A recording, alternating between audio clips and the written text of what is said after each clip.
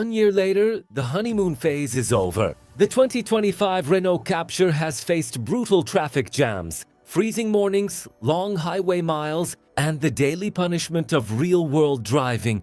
But has it proven itself as a smart compact SUV, or are the reliability cracks finally starting to show? Welcome back to Supercar, the home of honest, real-world automotive reviews. If you want the truth behind the glossy brochures and dealership promises, you're in the right place. Today we're revealing what it's really like to live with the 2025 Renault Captur after 365 days of ownership. From fuel economy and comfort to software glitches, maintenance costs, and long-term durability, we're breaking down everything owners need to know before buying one. If the Captur is on your shortlist, this is the review you cannot afford to miss. You might think a highly complex, small displacement hybrid engine would struggle after thousands of miles, but the mechanical reality of this powertrain will shock you.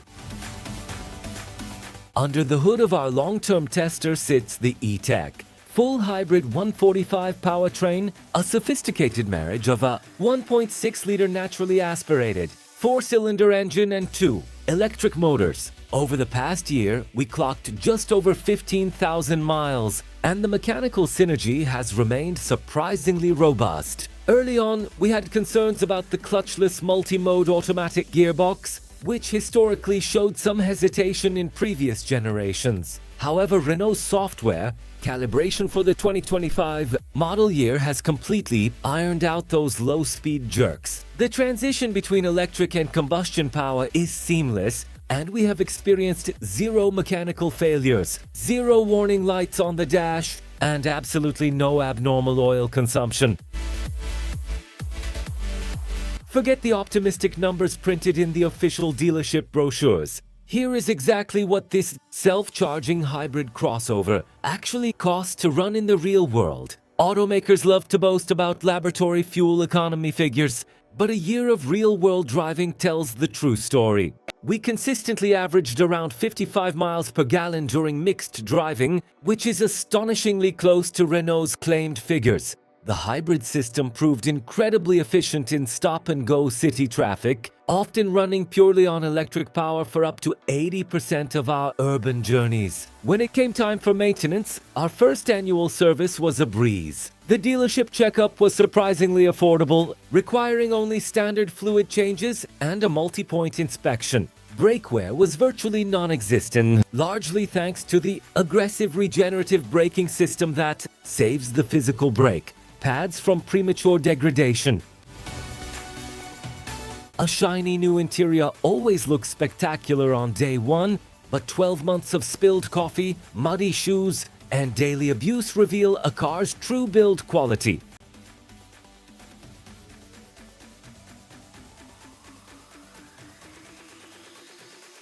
The 2025 Captur received a significant interior upgrade with sustainable materials and a massive leap in perceived quality.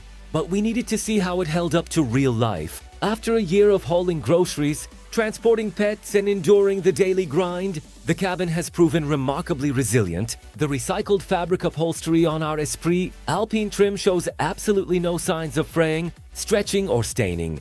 The soft-touch plastics on the dashboard have resisted UV fading despite being parked in direct sunlight for months. It is not entirely flawless, as the piano black trim around the center console did pick up micro scratches within the first 3 months, which is a common curse for this material. Yet, crucially, there are no annoying squeaks or rattles from the door panels or dashboard, proving that Renault's assembly tolerances have vastly improved. In an era where modern cars are essentially smartphones on wheels, a glitchy infotainment screen can completely ruin your entire ownership experience. The OpenR-Link infotainment system, powered by Google built-in, is arguably the centerpiece of the 2025 Captur's cabin. Over the past year, this 10.4-inch vertical touchscreen has been our digital command center. The reliability of this system has been a breath of fresh air compared to older, laggy Renault interfaces. Because it runs natively on Android Automotive, Google Maps and Spotify integration have been flawless, never dropping a connection or requiring a frustrating hard reset. Over-the-air updates have seamlessly improved system responsiveness in the background while the car was parked. The only minor electronic hiccup we encountered was a temporary glitch with the wireless charging pad during a severe summer heat wave, which resolved itself once the cabin cooled down. Otherwise, the digital driver display and all advanced driver assistance systems have functioned with absolute precision. It claims to be the ultimate family-friendly compact SUV, but wait until you try fitting a week's worth of holiday luggage and camping gear into the back. The Captur has always played a clever trick with its sliding rear bench, and over a year of ownership, this feature became our absolute favorite utility. Pushing the seats all the way forward expands the boot space to a cavernous 616 liters, which easily swallowed our large suitcases, bulky flat-pack furniture, and heavy camera equipment. When prioritizing passenger space, sliding the bench back provides rear legroom, generous enough for 2 tall adults on long journeys. The ISOFIX points are easily accessible.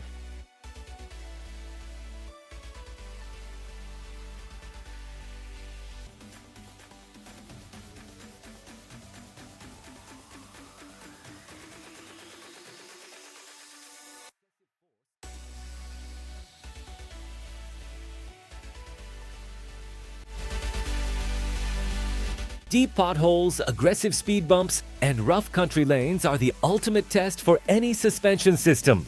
And our Captur had to face them all. Renault tuned the 2025 Captur to strike a delicate balance between traditional French ride comfort and modern dynamic agility. After 12 months of navigating some of the worst maintained roads in the country, the suspension components remain tight and completely noise-free. The McPherson struts at the front and the torsion beam at the rear have absorbed thousands of harsh impacts without blowing a shock absorber or damaging a single rubber bushing. The steering rack remains precise, with no dead spots or alignment issues developing over time, while the ride is slightly firmer on the 19-inch alloy wheels of our top-spec model. The structural rigidity of the CMF-B platform means the chassis absorbs the punishment rather than transferring it into the cabin as harsh, rattling vibrations.